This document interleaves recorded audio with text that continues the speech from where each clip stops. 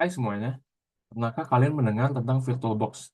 Dalam video ini, kita akan menjelaskan apa itu VirtualBox, cara kerjanya, dan bagaimana kalian bisa memulai menggunakannya.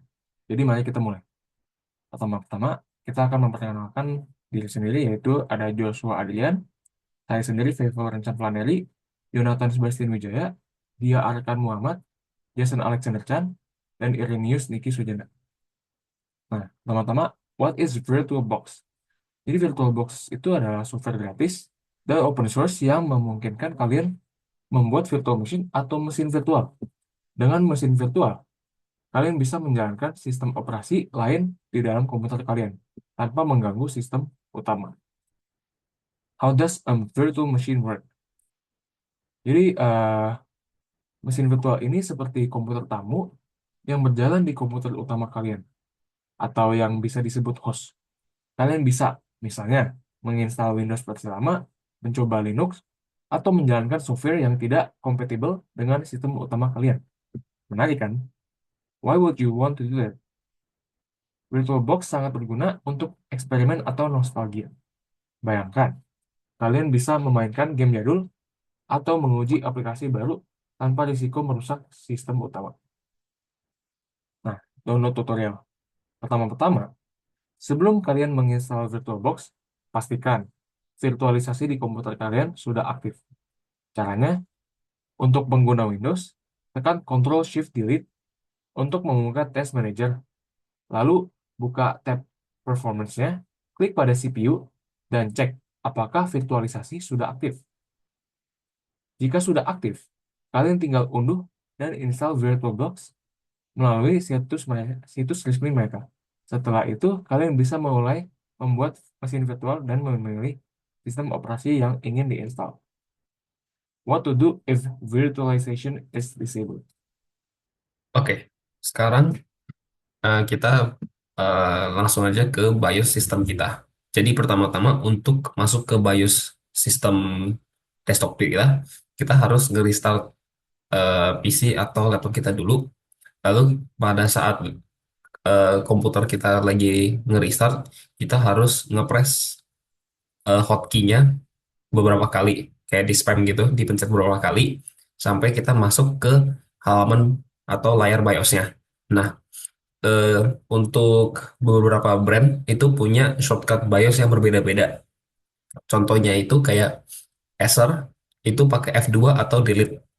Untuk Asus itu pakai F2 untuk semua PC, sama kalau pakai yang pakai motherboard itu F2 atau delete.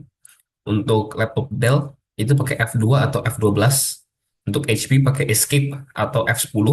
Untuk laptop Lenovo pakai F2 atau Fn plus F2, pakai F1 untuk desktop. Terus kalau Lenovo yang ThinkPad pakai Enter dan F1. Untuk MSI itu pakai Delete untuk motherboard dan PC-PC-nya. Oke, next. Nah, pada saat sudah masuk ke BIOS menunya, itu di sini itu kita bisa lihat harusnya itu warnanya kayak biru gini dengan apa layar abu-abu gini. Nah, jadi di sini tuh kelihatan BIOS menu kita. Nah, sekarang kita pindah ke advanced tab-nya ini. Di atas itu ada beberapa tab, ada main, advanced security, boot, dan exit. Nah, untuk eh, untuk yang apa kebutuhan yang kita mau pakai sekarang, kita pindah ke advanced, lalu kita scroll down, kita bakal ketemu virtualization. Nah, di sini kita tinggal mengenable saja virtualization kita. Oke, sekarang saatnya kita ngedownload VirtualBox kita. Nah, pertama-tama kita ke virtualbox.org. Itu webpage-nya. Nah, di webpage ini kita bakal ketemu tombol yang lumayan besar gitu ya. Ini ada di PPT-nya. Nah, tulisannya itu download VirtualBox 7.0. Nah, itu langsung diklik saja. Nah, habis diklik, kita bakal pindah page. Pindah page ini kita akan disuruh pilih operating sistem kita. Nah, jadi misalnya kalau kita pakai eh, PC Windows, kita download yang Windows version. Nah, tapi kita juga bisa download ini di Mac, Linux, dan lain-lain. Nah, di sini screenshotnya itu ada kayak Solaris dan lain-lain gitu ya. Nah, Habis itu kita klik yang Windows Host. Nah, setelah kita pencet Windows Host karena konteksnya kita lagi pakai Windows, kita akan langsung ngedownload VirtualBox application-nya ini buat ngerun. Nah, oke. Saat kita sudah selesai download, sekarang kita open saja application-nya ini dan kita bakal dimasukin ke setup wizard-nya. Nah, di sini eh, di halaman pertama kita tinggal klik next saja karena ini lumayan self-explanatory ya, cuma bisa pencet next doang. Nah, habis kita next, di sini ada custom setup. Nah, di halaman ini kita bisa menentuin apa saja fitur-fitur yang mau kita download. Nah, tapi untuk tutorial hari ini lebih mudah kita pakai yang default saja. Oke. Nah, habis kita klik next, kita bakal dikasih warning. Nah, di sini tulisannya warning network interfaces. Jadi, maksudnya warning ini pada saat kita mendownload, kita bakal kena temporary kita bakal kena disconnect dari WiFi kita sementara waktu. Nah, ini nggak masalah, kita tinggal klik next saja atau yes. Nah, habis kita klik yes, kita bakal dipindahin ke halaman selanjutnya. Di sini kita bakal dikasih tahu ada missing dependencies-nya.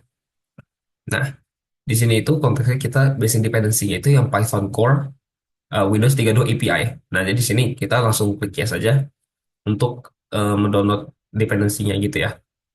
Nah, habis itu next.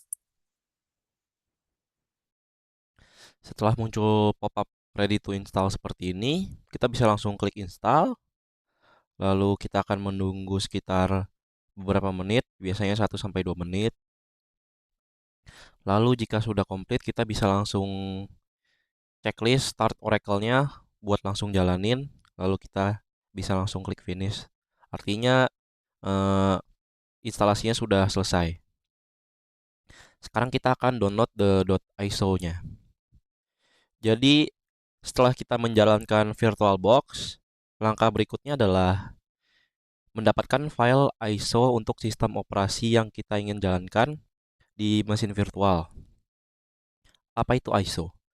ISO adalah file yang berisi salinan lengkap dari semua data yang biasanya ditemukan pada CD, DVD, atau disk Blu-ray. Contohnya kalau kita ingin menginstal Windows 10, kita perlu mencari file ISO untuk operating system tersebut agar dapat digunakan pada mesin virtual. Di sini kita akan menggunakan eh, Ubuntu, salah satu distribusi Linux paling populer. Nah, download Ubuntunya sekarang kita harus ke website ubuntu.com, tapi kita harus make sure VirtualBox-nya sudah running. Sekarang kita tinggal ke navigation download, terus pilih yang Ubuntu desktop. Setelah itu kita langsung bisa download Ubuntu desktop yang 22.04.2. Setelah kita scroll ke bawah, nanti kita bakal bisa lihat Ubuntu Ubuntu 22.04.2 ini. Nah, ini kan ada recommended system requirements-nya. Make sure PC atau laptop kita tuh sudah bisa memenuhi sistem requirement-nya supaya bisa berjalan dengan maksimal. Setup virtual machine. Setelah download atau mengunduh Ubuntu, sekarang kita dapat membuka VirtualBox Manager. Ini adalah alat yang bakal kita gunain untuk membuat konfigurasi dan juga mengelola semua virtual machine kita. Di sisi kiri, kita akan melihat daftar semua virtual machine, tetapi saat ini tuh masih kosong karena kita belum buat virtual machine-nya. Untuk membuat virtual machine baru, klik tombol New di bagian atas ini akan membuka dialog untuk membuat virtual machine baru di VirtualBox dengan menentukan sumber daya yang diperlukan. Pertama-tama kita perlu memberikan nama untuk virtual machine. Di bagian bawah saya dapat menentukan lokasi tempat saya ingin menyimpan virtual machine-nya.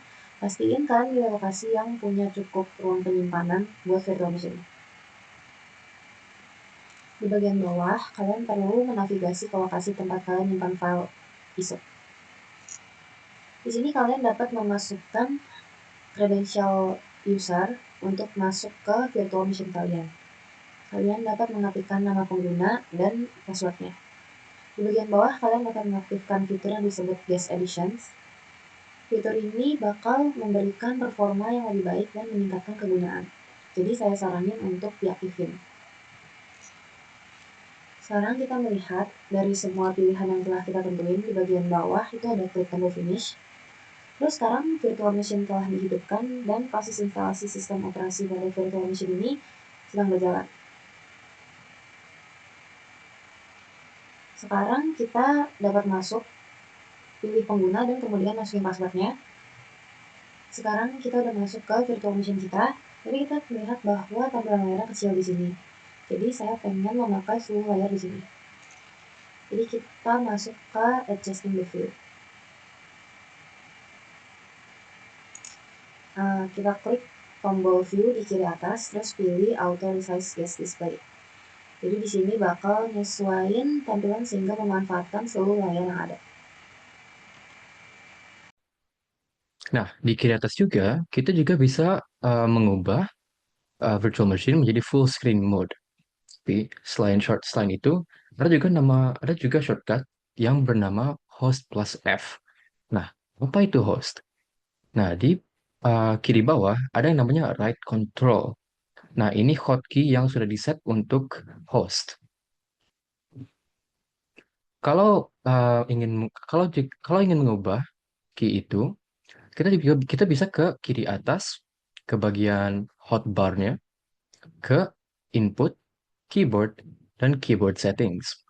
Nah, ini akan membuka preferences window di VirtualBox, dan jadi kita bisa mengubah hotkey combination-nya untuk full screen. Dan juga untuk beberapa shortcut lainnya. Nah, jika ingin mencoba kombinasinya, kita ini host dan right control. Jika diklik, nanti dapat dialog ini. Virtual machine window will resolve the full machine mode. You can go back to window mode at any time by pressing host F. Nah, kita di sini pencet switch. Sekarang virtual machine akan full screen. Nah, di sini juga bisa terlihat bahwa menu di bagian bawah telah menghilang. Nah, ini gimana? Gimana kalau aku mau mengakses opsi-opsi yang berbeda? Kalau menghover over di bagian bawah layarnya, akan ada pop menu semacam hotbar. Nah, ini juga sama-sama opsinya ada di bawah sini. Jika ingin keluar full screen mode, kita ke view dan pencet full screen mode. Atau juga bisa menggunakan host F, yaitu kita setup tadi, Ctrl F. Nah, kita masuk ke aplikasi. Di bagian kiri, kita ada beberapa aplikasi yang standar dengan Ubuntu. Ada web browser, Firefox, dan juga ada LibreOffice Writer, semacam MS Word. Di sini juga ada semacam App Store, yaitu Ubuntu Software, di mana kita bisa menginstal berbagai macam aplikasi dari luar. Nah, di sini kita masuk ke Machine Menu. Di bagian Machine, ada berbagai macam setting. Nah, di sini ada opsi untuk Take Snapshot. Nah, apa itu Take Snapshot? Nah, ini bukan screenshot, tapi sebuah metode untuk menyetor atau meng-save status aplikasi, untuk meng-save status virtual machine pada saat itu. Jadi, jika Anda mengubah suatu setting, delete aplikasi, atau mengotak-ngatik softwarenya, jika Anda ingin kembali pada satu sebelumnya di mana uh, kita take snapshot itu, kita pencet ini, itu save sebelumnya, dan kita load snapshot, virtual machine akan kembali seperti pada saat kita memencet take snapshot. Nah, di bawahnya ada session information. Nah, jika diklik akan muncul window ini yang seperti task manager performance pada Windows. Di sini kita bisa lihat berbagai macam statistik seperti CPU load, RAM usage, network rate, dan sebagainya. Oke, jadi saya akan menjelaskan tentang bagian VirtualBox ini. Nah, yang pertama itu ada pause untuk memberhentikan virtual machine, terus ada reset buat nge-reset virtual machine, dan ada ACPI shutdown untuk nge-shutdown virtual machine-nya. Nah, terus di sini kita juga bisa mengganti setting untuk banyak hal. Misalkan kita pengen full screen atau kita pengen seamless. Terus kita juga bisa take screenshot recording. Nah, contohnya misalkan di virtual screen 1 ini kita bisa mengganti resolusi dan scaling buat layar yang kita gunakan di virtual machine tersebut. Nah, terus kita juga bisa ganti input devices kita. Contohnya seperti keyboard ini. Kita bisa ganti keyboard mana yang kita pakai kalau misalkan kita punya banyak keyboard. Nah, terus di tab devices kita tuh bisa mengganti device-device yang ada, contohnya optical drives, audio, network, USB, shared folders, shared clipboard, drag and drop, dan seterusnya. Nah, terus di bagian help ini tuh tab di sini tuh bisa gimana kalau misalkan kita butuh bantuan, contohnya seperti documentation dan forum. Nah, selanjutnya kita bakal pencet ACPI shutdown. Nah, kalau kita pencet, kita tuh bakal balik ke VirtualBox Manager. Nah, kalau misalkan kita pengen nambah mesin baru, kita tinggal klik kiri toolsnya, terus nanti ada tulisan new, nanti tinggal dipencet aja. Nah, terus kalau misalkan pengen nge-start virtual machine itu ada 3 cara. Yang pertama itu di double klik virtual machine yang pengen dinyalainnya. Yang kedua itu diklik terus ada dipencet tombol startnya. Yang ketiga itu kita klik kanan virtual machine yang pengen kita nyalain, lalu kita pencet start. Nah, terus kita di sini juga bisa mengganti setting-setting untuk virtual machine tersebut. Nah, di sini contohnya kita mengganti sistemnya. Nah, di sini bisa diganti base memorinya buat melimit memori yang digunakan oleh virtual machine tersebut. Terus di display juga kita bisa mengganti video memory untuk video memory yang digunakan untuk mesin tersebut. Nah, terus kita juga bisa meremove mesin kita dengan klik kanan lalu pencet remove. Nanti itu bakal menghapus semua file yang terasosiasi dengan virtual machine tersebut. Nah, conclusion dari VirtualBox ini software yang sangat powerful karena dia tuh versatile, terus fiturnya juga banyak. Nah, terus dengan versatile ini berarti tidak harus orang yang sudah profesional untuk menggunakannya. Kalau misalkan kita yang baru mulai juga mudah karena user interface yang disediakan oleh VirtualBox itu sangat mudah dimengerti. Terus fitur-fitur yang dimiliki oleh VirtualBox juga sangat banyak. Misalkan kita bisa mengganti-ganti enabling fine-tune, hardware allocation, host-guest system integration, dan multi-VM configuration. Nah, VirtualBox ini juga bisa digunakan di Windows, Linux, dan Mac OS. Sekian presentasi kami, terima kasih.